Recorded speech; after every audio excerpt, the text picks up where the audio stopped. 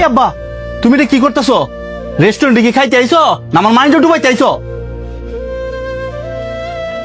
কি কস বাপ, আমি কি এমন করলাম যে তোর মানিজ্য ডুবা যাইব গা? কি করছো না? এটা তোমার বাড়ি না যে তুমি প্লেটও হাত দিবা। এটা রেস্টুরেন্ট, এন হাত দিলে বেসিনো গিয়ে আদুম লাগে। আর তোমার যদি আদুয়ারি হইতো তুমি আমারে কইতা, আমি তোমার বেসিনো লিয়ে দিতাম। আমি তো আর জানি না রে বাজান, যদি জানতাম তাইলে কি আর প্লেটে হাত ধুইতাম? আর আগে পরে কোনোদিন তো বাজান আমি এই বড় হোটেল আইও নাই, আইলে না এখন নিয়ম কারণ জানতাম। জানো না দেখে কি যেমন চা তা করবা? কোনো কিছু করার আগে তো আমার জিগাইবা। ছোটবেলাতে তো এই বাসন হাত ধুয়ে দিয়ে বড় হয়েছে। আচ্ছা বাজান, তুই যেমনে যেমনে কবি আমি এমনি এমনি করবো। ওইটার জি স্যার বলেন। এই প্লেটগুলো চেঞ্জ করে দাও আর আমাদের খাবারটা দিয়ে যাও। দেখছস আমাদের সমাজের আর কি অবস্থা? পোলা মডার্ন আর বাবা হচ্ছে আদিমকালে। নিশ্চয়ই বাবা শখ করছে রেস্টুরেন্ট নিয়ে এবার লেগে, আর হ্যাঁ আন্দাজ চেষ্টা করতেছে বাবার মডার্ন বানাইবার লেগে। এটা হ্যার দোষ না, বর্তমান যুগের দোষ। এখন মানুষ ফ্যামিলির চাইতেও নিজের স্ট্যাটাসটারে প্রাধান্য দেয় বেশি।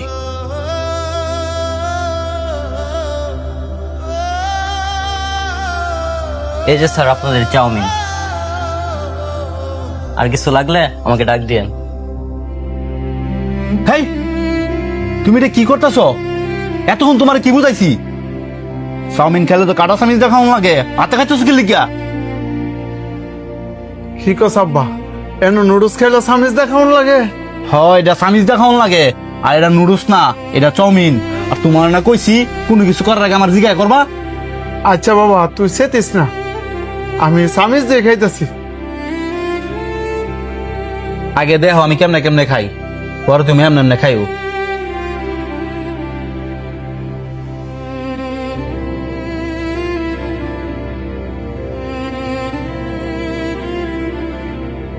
এমনি কি মানুষে খায়? তোমার রেস্টুরেন্ট লইয়ে কি আমি ভাব করছি? ফাতুম তো তোমার যা যা কইতাছি তুমি সব উল্টা কাজ করতেছ। বাবা তুই সেত্তা সৎকে রে, আমি তো তোরে প্রথমেই কইছি আমি কোনোদিন এমন বড় হোটেল আই নাই।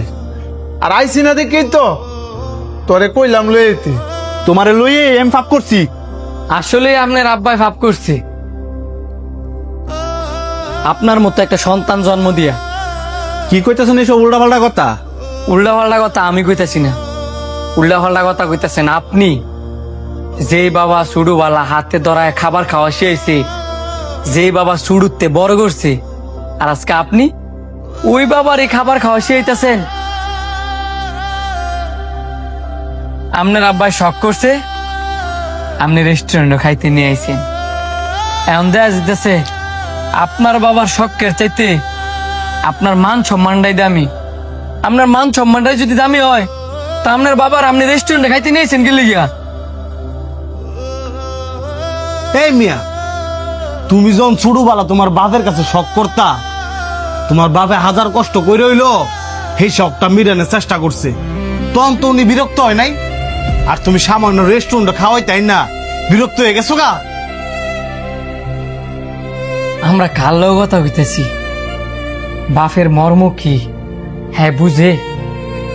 যদি বুঝতো তাহলে বাপটার লগে কি হ্যাঁ এমন খারাপ আচরণ করতো?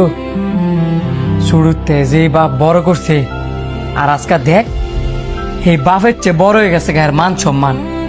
এই বেড়া, তোর তো উচিতা ছিল তোর বাপে যেহেতু খাইতে পারে না তুই নিজের হাতে তুলে তুলে খাওয়াই দিতি।